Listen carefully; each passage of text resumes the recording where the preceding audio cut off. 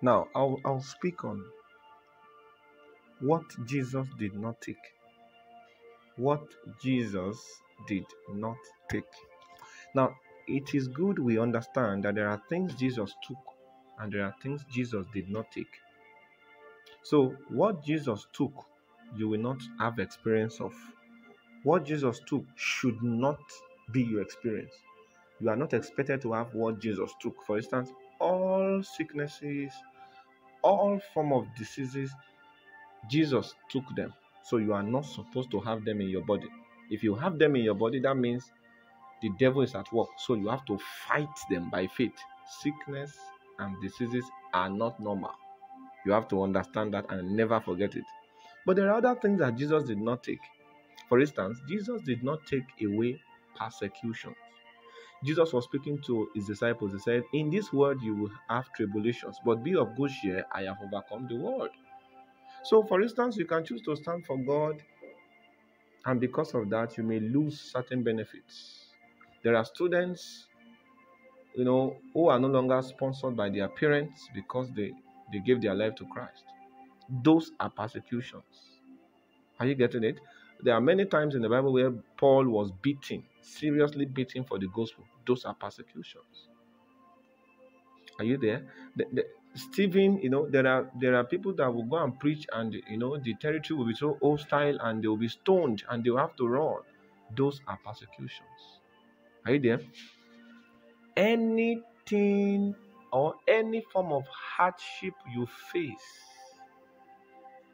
in your quest to stand for Jesus, apart from sicknesses and diseases, are persecutions. Can you see that? So Jesus did not take away tribulation. He did not take away persecution. So as a child of God, you will be persecuted. Jesus was persecuted, so of course you'll be persecuted. The world will hate you. That's persecution. And the reason the world will hate you is because they don't even love the Father. So anything that is against the Father will be against you because you are for the Father. The equation is simple.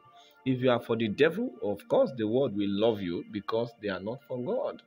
And if you are for God, of course the world will hate you because they are against God. Now, the reason we are going to be persecuted is because we are for God. So being persecuted is a sign that you are on the Lord's side, because the world will fight everything that looks like God. So the moment you begin to identify yourself with God, get ready for a fight. Whether you don't want to fight or not, get ready for a fight.